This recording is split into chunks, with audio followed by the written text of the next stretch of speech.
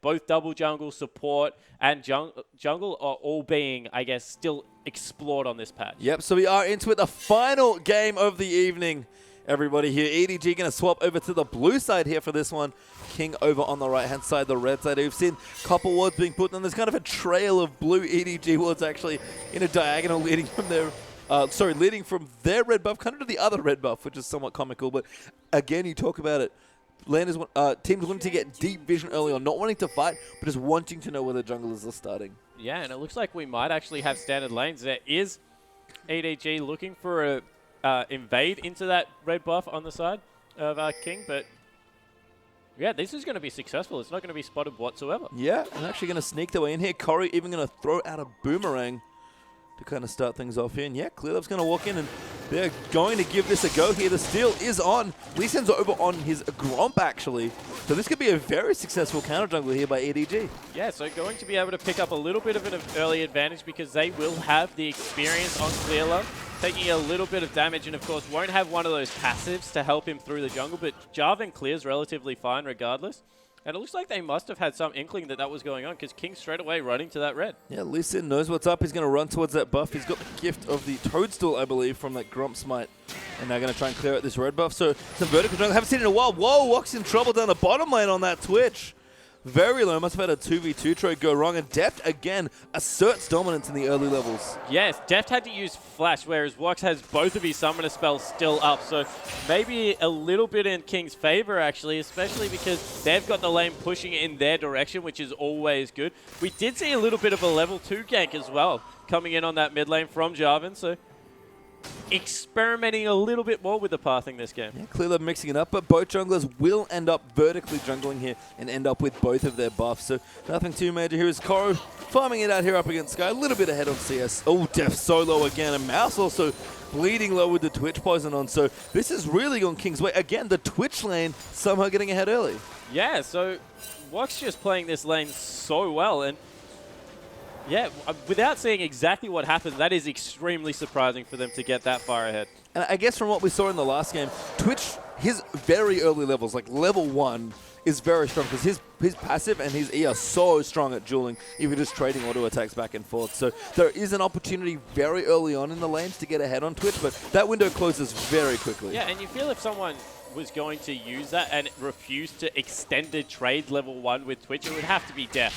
But, of course, Siva can start that W and put out some good damage herself, as we see maybe a little bit of the first skirmish. Yeah, level 3 to level 2. He Clearlove's like, oh, I guess you're in there. Just kind of walks away. Doesn't want to fight, maybe afraid of a bit more pressure coming in. But Koro is starting to bully now on this particular matchup. Yeah, shoves in very, very well. However, with those mana biscuits going to come out, Aurelia just sustains through a lot of the incidental damage. Then picks up Ninja Tabba and is absolutely fine in the lane. Yeah, Clearlove now going to look towards this bottom lane. Looks like he just wants to get some wards down here. Cover his bottom lane quite nicely here. Pawn's Fizz right now. A little bit behind actually on CS against Assassin's Kassadin. Yeah, Kassadin just trades so well early on, as we see the first gank coming into the second gank probably coming into this mid lane. The lane is pushing, so Assassin may be in a bit of trouble. Yeah, Lamb's here as well. The Pawn will go in. Good smite there from Clearlove to slow him down. Assassin has to be careful. There's the tipping, but a flash hook there coming in for Lamb. Assassin is so low though, but Thresh does get the first kill to Clearlove's drive, and now Pawn in trouble, going to get low as well, and Thresh gets a double kill for himself. Koro's down the bottom as Mega now, but can't make enough of a difference. Mouse is here as well, but a 2 for 0 there for King. Yeah, King, great turnaround there, understanding exactly where their players on the map were and able to come up huge. Assassin needs to be careful here. Koro can still put out a fair bit of damage, but they're going to walk out of that with a 2 for 0 trade. And a great bounce there as well from Koro. Will dodge out the next hook that Liam was throwing out, but a really nice roam there for Thresh, set a lot of that up, and just a bit of an overextension. A great counter gank by King. And wow, CS in this bottom lane, 14 to 35. That is huge, tripling Death CS. How does this keep happening in Twitch lanes? I don't quite understand, but Wax has got a good lead here. Good enough that Lamb felt comfortable leaving the bottom lane to go gank mid, and Deft is still behind here, more than 20 CS. Yeah, but there is a big wave there, so we'll be able to catch up relatively close. However, we compliment Deft a lot, but his laning probably is one of the weaker parts of his game, he does exert a lot of teamfight pressure. But yeah, maybe just trying to not give too much away in lane, go relatively equal, then trust in his ability to just carry in those teamfights. Yeah, and it's, you know, we talked maybe a little bit about EDG's history as a team, that they like to play quite controlled and play for big late game teamfights. Their old AD carry, Name, of course, was known for just being such a teamfight god. And Deft is, in a lot of ways, you know, kind of the Korean successor to, or the Korean version maybe of Name. Plays in a very similar style. He definitely does, and I think the very similar thing between Name and Def, which is unexplored sometimes, probably more in the Western region, is just how well they do with what they're given. They're very, very good. Yeah, they might fall behind a little bit of CS, but then they will do more than the other AD carry with less in these team fights. Yeah. And just, again, we talk about Deft eking out every point of damage that he can with every AD carry that he gets. Going to be able to do that here as well, and we'll see if he can convert it into some nice fights. But for now, lead actually quite nice here for Kings Develop. Those 2 quick kills has got them about 1,000 gold worth of money in the lead here. So a good little start for them. Def will get hit up by that W. Mouse is playing very far back here as well. Yeah, I think he was looking to get a little bit of a gank in, as we see. Lux able to stealth away from there. He's 1v2ing at the moment and still able to stay up relatively close to CS, so doing a nice job. Yeah, Lee Sin also rotating in. Lamb's going to come back down to this lane, though. Clearlove was peeking his head down towards the bottom, but couldn't pull the trigger on the gank. Korra here farming up nicely. 10 CS still up against this Aurelia. Now level 6 for himself, so once he goes back into Mega now, we'll have that very powerful ultimate available. Pawn, not quite 6 yet, but just farming under his turret. And this is, I think, quite common of Fizz, where you don't really snowball lanes all that often, but once you get to your first Lich Main, you can start roaming and really impacting the map. Yeah, I want to see the build Pawn goes, because we've seen a couple of different ones coming out. There is, of course, the Lich Bane Rust that a lot of people still use. However, you can sit on a Sheen and go some Zhonya's or other cool things that can get you involved in the game and make you more of an initiator. So see how Pawn plays this one out. It looks like Phage will be the first item in the top lane for Koro this time. The build I personally find most effective against melee top laners is if you get a Phage, sit on it, don't complete your Trinity Force, because I feel there are definitely better stats out there for Anar, and then go into that full tank build, because it just augments your W so well, allows you to get a lot of movement speed and keep up and get all those free auto attacks. Yeah, and keeping up with a champion like Aurelia is very important, as Pawn actually going to get quite aggressive. It does snap back there towards his minion, but Assassin... he's getting a little aggressive there. This is kind of an interesting part of the matchup, I feel, where... But the most devastating thing about Fizz, as we do jump back in the game, is he kind of goes even in lane, and you're like, all right, we got this guy under control.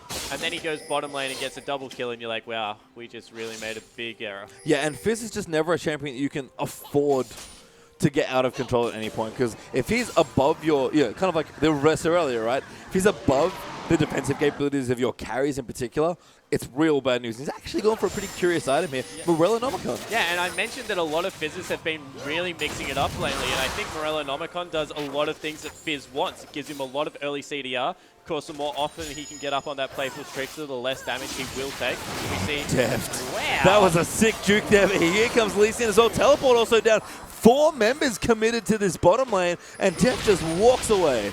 Yeah, just absolutely strolls out, actually, and that will be the dragon going down. Corey doesn't have his teleport, so we'll be able to start that one up. See if they can stall it out. They have got the all-important Sivir rolled out, but they force the bottom lane to walk around. Yeah, so kind of a brute force dragon here. Assassin going to leap forward. Q just missing, and Lamb could be in trouble, but a good spell shield blocks off that hook there as well from the Thresh. Another dragon will reset. Lamb going back, and he's got to be careful. That Pawn will pick up the kill after he gets smited. What a fish, though, onto Lee Sin. Double knock-up as well. Clearlove now going in. There's Deft over the top, and what? Whole host of trouble goes down to Clearlove. Now Pawn still chasing here, and what a wipe from EDG. Turn that completely around. Yeah, Wix does not like his jungle right now. Just transported a fish on top of him. That will give up the first dragon. And I mentioned earlier today, I was watching a lot of the Demacia Cup, and if you start a dragon without an advantage on this patch, you lose the dragon fight. Well, that's exactly what happened here. Is EDG will once again pick up their first dragon of this game. 5th consecutive dragon across this series so far. They have not conceded one yet. And all of a sudden, you look across the board, CS has completely evened out. Somehow Deft is equal. 3-3 in kills, and they've got 1,000 gold advantage off Koro in the top lane. I feel like that happens a lot with Deft, by the way, where it's like, oh, he's behind. That's kind of awkward. You look back a few minutes later, it's like, oh, he caught up somehow. How'd that happen? He's just really good at playing from behind, being flexible, being patient, and just keeping up somehow with the other laners. Yeah, and I think he understands very well how the wave actually pushes in the bottom lane, because you can get some good reverses going and force a lot of creeps up against turrets while objectives are going on. And I think that's exactly what happened there. Koro has stopped on just that phase. Just, wow, good flash to get away from that gank coming up top from Sky. Yeah, so he's stopped on the phase. He's picked up his boots too, as well as a Giant's Belt now, so is looking to turn into that big, tanky mid-game team fighter. Yep, Wux has finished his Blade of the Ruin King, though. He will continue pushing down towards the bottom, as Def will return there. Pawn has gotten his blue buff now for himself, so he's going to be going back towards the mid lane there. Still a little behind here in terms of CS against his Caston, but he's doing pretty well so far at 1-1-2 on the Fizz. Yeah, and as I mentioned earlier, I really like this build coming out of Koro. It gives you a very good, I guess, acceleration into a Trinity Force if you do manage to keep snowballing. Not a fantastic early game item on Nar, but does add a lot of late game damage in there. As Clearlove picking up his red buff. And all of a sudden, EDG have just regained complete control over this map. Yeah, it does not take much for this team, but boy, do they go big when they go in. Tower goes down as well. Koro able to bully Sky quite nicely, actually massively in the top lane. That CS difference is astronomical. Yeah, that is absolutely huge. Pawn giving up on that. Koro's coming down as well towards the bottom lane, actually wants to get in on the action. Did port down and try and pressure in, but couldn't get the kill. Oh, he does go down. Koro there dives through, clear loving with Mouse as well. And even Def got in on that kill. Yeah, and now they've caught out the support player as well. Def picked that one up, so... First kill with him for the game, and that's really nice. EDG now going to try and take a turret. And again, pretty weird teleport, it seems like, from Koro, but makes everything count. Yeah, and wow, sorry, I just got speechless because I checked out the Fizz's boots, and he's got nearly max CDR without a blue buff. Going to be spamming abilities out with some mana regen as well on Fizz, so interesting build coming out of Pawn. I'm really interested to see how this plays out. I mean, if I'm going to trust anyone blindly about mid lane builds, just Def just chunks out the Assassin, though, going to come through, try and take out the Sivir. They're going to fight, and though Clearlove is running defense, Assassin, though, will be able to get the Rift Walk on. Clearlove doing decent damage, but can't really fight the Kassadin, especially with Lee Sin coming back in. Yeah, and Ninja Tabai pretty much being picked up by top lane and jungle alike in this game. Aurelia hasn't started boost 2 yet, as Pawn's been caught. He's found a fish and land, though. Does get Pawn, but he'll playful tricks her out. Woxer coming through, does have his ultimate, but won't pop up. Mouth comes in, though, wants it. There's the fish follow-up as well. Great lantern, though, actually, maybe does the Urchin Strike, but Pawn, plenty of damage left on Mouse. Tanks one last turret hit, and that's enough. Yeah, that manipulation of Tibbers there from Mouse was so impressive, as Koro just dives and kills Sky in the top lane. Made sure that the hook there hit the bet. Just uses the Tibbers to screen himself, keeps it in between himself and Lamb, and Koro is, yeah.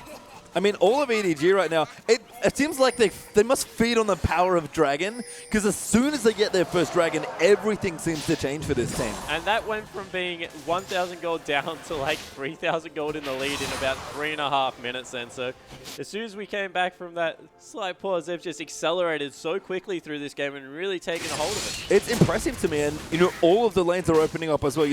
Deft is getting in there, Pawn started to roam a bit more, and Koro with the solo kill dive in the top lane as well. And I have no idea how Koro is this far ahead on CS, but we had one game, he's keeping up with Lissandra, one of the top-tier top lanes on this patch, and now on this Gnar again, just bullying poor Sky. Yeah, and making me rethink how this lane matchup goes, because now he's got that Randuin and Omen, and Sky is in all sorts of trouble. Koro going to get kicked back there. Assassin now going to get the damage, but Clearlove's actually here. A great bounce by Koro, and there's the ultimate. Picks up Lee Sin. Good play back to Koro. Going to be in trouble. He does evolve in. They will put the wallop in. Good wallop there. Actually gets him into the ground. Now Sky going to come through. Mouse will go down to the Twitch, though, and Koro also solo needs to be careful. It's going to go down to Sky. He's going to get the reset on that blade surge, but yeah, Deft's in as well. Now Pawn will turn around for the first kill. Wux gets eaten alive by that Fizz, and Assassin now maybe going to get dive under this turret as well. Does Riftlock out of the way, but EDG again just turned it around. Yeah, still a 4 for 2 and a mid lane turret. Def was able to pick up the bottom lane turret in all of that as well, so great play from EDG. I said 3,000 gold about a minute ago. Now it's out to 6,000 gold. And wow, this team plays around their top laner so well. Didn't even have the Gnar available and still able to win that team fight. Yeah, really nice management of the range. Deft here looking for another kill on Assassin, but will recall himself now as well. Dragon back up in 40 seconds here, so EDG going to look to make it, I think, 6 straight across 2 games here, and of course their second consecutive in this particular game as well. And now Pawn's picked up a needlessly large rod. I actually have seen this build, I think, coming out of Faker recently as well. So looking to get as much CDR as possible, then get a Zhonya's Hourglass and be that very, very frustrating jump in, get as much damage down onto the Twitch as possible, very immobile AD carry, and then be able to Zhonya's, use that Playful Trickster for the damage and get a second rotation of spells out. So apparently that's how you now... Oh, wow, Zhonya's has been finished up. Yeah, he's done. He's biggest jump in power here for Pawn. And if there's a player other than Faker that can play that really slippery fizz and be in and out and really aware of the fight and the cooldowns, it's Pawn, man. He just so good and so precise with any champion he plays. And this fizz build, I think, fits his playstyle to a T here. So Dragon is up. Baron is also available. I don't think we'll be seeing that just this second. EDG going to want their second Baron, excuse me, and King would really love their first. Yeah, and all of a sudden, I mentioned that King thought they would have had a good 2-item power spike, but how far this Twitch has fallen behind, just not going to be enough, and Dragon number 2 will fall away, looking to pick up a blue buff potentially in response. But that's just Cassidy by himself, roaming through there. Yeah, he's actually going to recall as well. I believe he picked up that blue as Sky. Will clean out some minions in the top. Defto will rotate in. Pawn already been looking at the side wave here in the top lane. And they're going to maybe try and siege up this turret and take another objective. Yeah, and it looks like they will be able to get it. Slow rotation coming through from King in regards to this. Sky will be able to pick up a turret in response, but this is a tier 2 bottom turret, arguably one of the most important on the map. Yep, tower there goes to Sky, and EDG I think have to give up, so good defense there from King for their bottom tier 2 turret. But again, another mass rotation. Coral working on it in the mid. Maybe they'll get a different tier 2 turret. Yeah, maybe they just rotate across to the mid one. Teleport does come through, looking to start a fight. Pawn is so slippery as well. I don't think you can catch him. Good Playful Trickster. The kick's back though. Good kick by King. Great play as well. But Paul pumps Solis and fishes the lead in. Now clearly going to dive in with the ultimate. Gets hooked though. Taking a little too much damage. They back out of there. I mentioned in the last game, even though Wex is very far behind, he's still a Twitch and that's still a choke point, so didn't want to go in there, but he was about to maybe get enough for that Evolve to come through, and with the Nara available, would have been quite good. Yeah, if Mega Nara had been a little closer, I think they maybe would have picked that, but I think a smart play, definitely the safer play to back off there from EDG, and they've certainly played safe in a lot of instances here. Yeah, and why not? They feel like they can win team fights on their terms, so don't risk it unless you're completely confident. Looks like King are now getting a little bit more aggressive, looking to push in there. Assassin is on the side, will Rift walk out now. Giving up on that one, but just making sure they can get a little bit of CS on. And I just kind of glanced down at my minimap for a second. That vision by EDG around the Dragon area is ridiculous. I almost used a different descriptor for that. That is absurd vision control. Yeah, and I think they've got 5 pink wards on that bottom half of the map, just completely strangling King out of their blue side of the jungle. Will pick themselves up a blue buff for that onto Deft, actually, so Civ are going to be able to spam out as much boomerangs as you want. And we wonder why the Dragon control's so good. That is an incredible commitment to deep vision there. Yeah, and I think that Clearlove has to be given a lot of credit for this as well. Going side zone on Jarvan, able to contribute to the wards it comes down.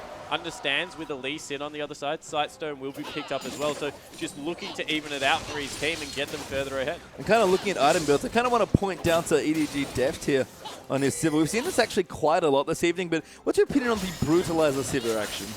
I'm liking it. I really think that it's a smart way to play Sivir. It gives her a nice smooth power curve that we talked about, so important for these AD carries in mid-game. And then I like the ability to be able to pop the Yomus and rotate yourself around a fight because you're such a short-range AD carry. So going something like a Static Shiv, yeah, it might be more upfront burst damage, but mobility is king in this current meta. Yeah, and there's definitely a lot of, janitor duty that Sivir does where she wants to kind of clean up team fights. And you're right, especially when you're short-range, Yomis is completed there as well. Deft wants to make sure he's able to get in and out of these fights, even when his ultimate's down. Not to mention that Brutalizer is such a gold-efficient item, so if you can afford to put it in your build, why not? Yeah, it's just, the stats are so great here as EDG going to look to maybe set up brush there, but no, they're going to think better of it. And I really have to credit EDG's patience when Dragon isn't up. They seem to play best when it is up, and they're just really good at forcing that objective. But, you know, they're just patient, keep their vision up, keep the sideways going, get that farm up, but just never overcommitting because they know there's nothing useful that they can take right now. Yeah, and now they force down mid lane because they haven't seen anyone in either side of the jungle.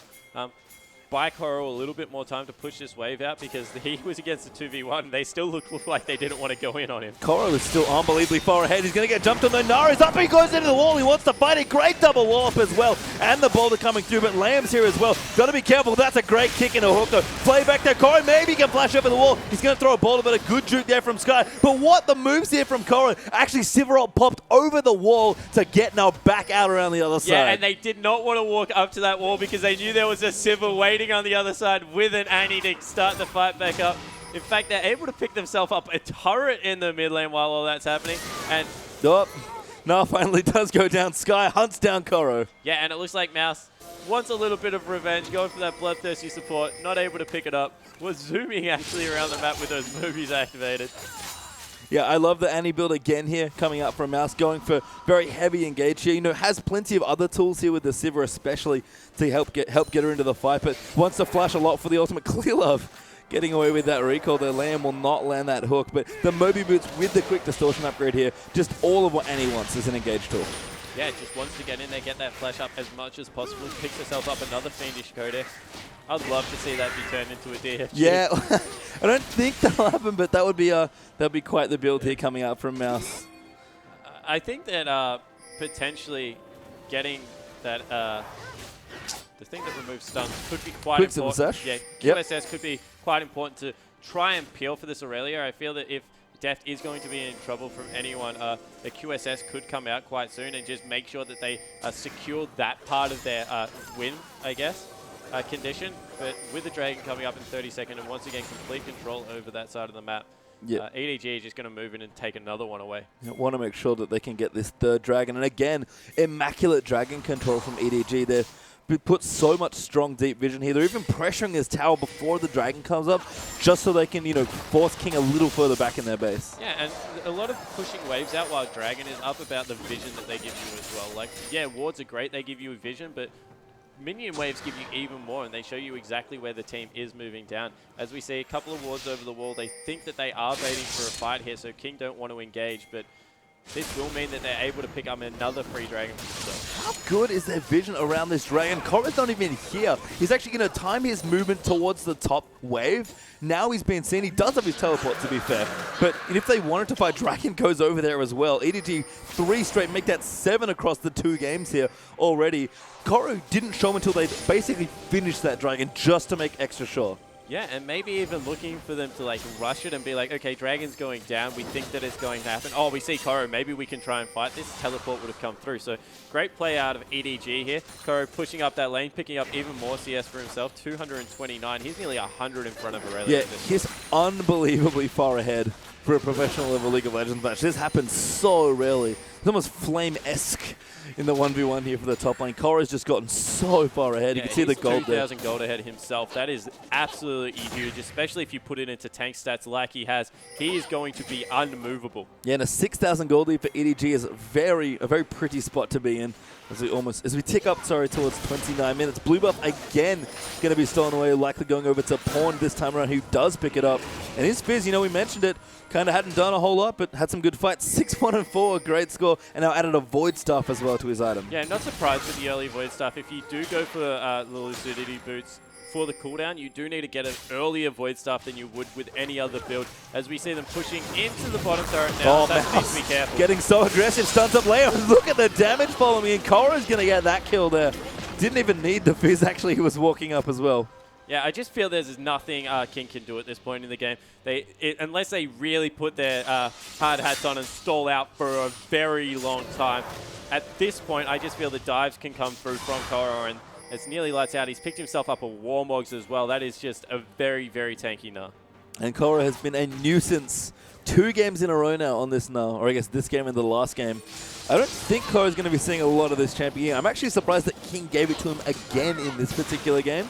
Looks like Blue Buff going to go over to Pawn, who's going to get a bit of a refresh there on that one. Baron available as well, of course. Scuttercrab already taken. EDG, I have to take a step back here.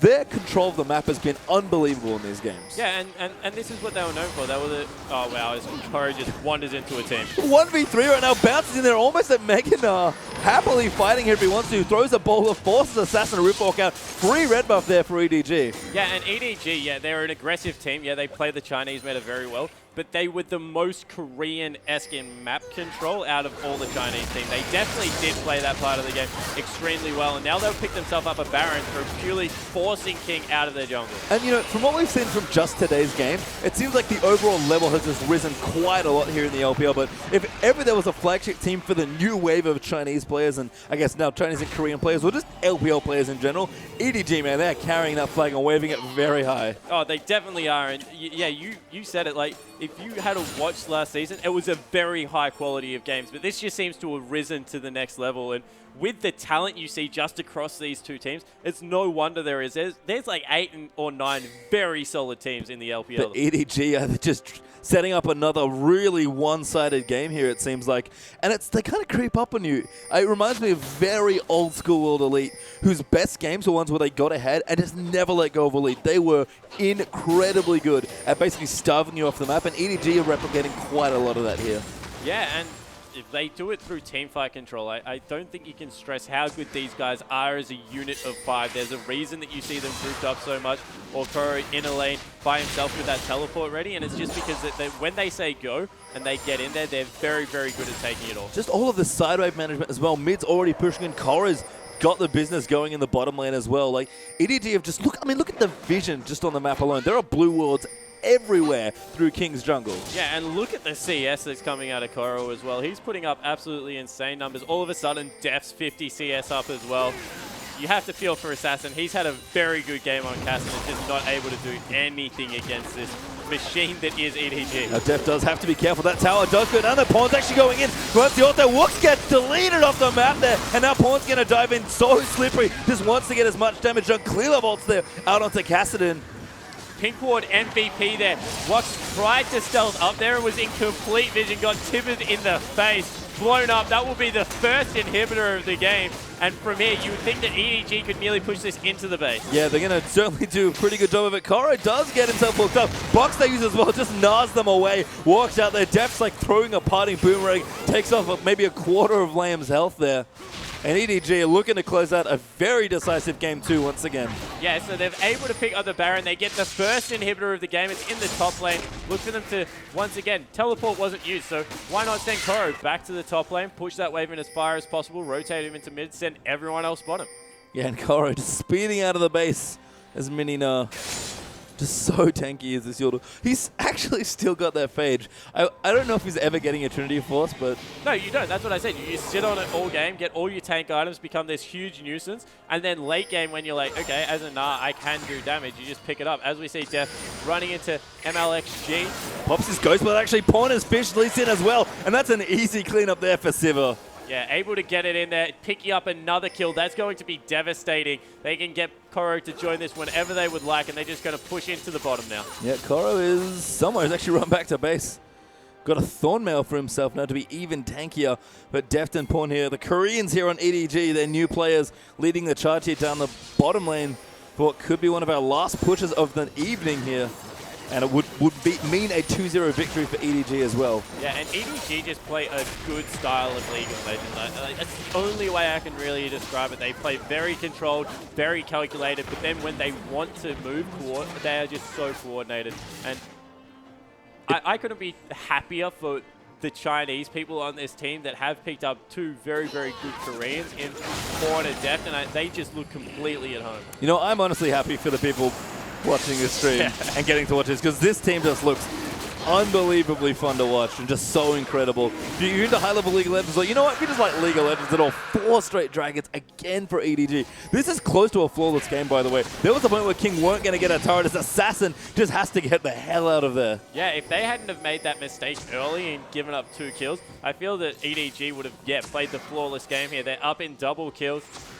as we look like they're going to start up a fight. Yeah, Def going to come in and King have to do something here. Sky's going to dive in, get stunned up though, and there's a great Nara ultimate. Hits 4 people into that wall. Koro, how are you so good? Now Assassin coming in as well, but Sivir going to take out Thresher. Wook's actually popped his ultimate, but Clear Up now going to run defense. 2v3 is Pawn now going to make that a very unbalanced fight.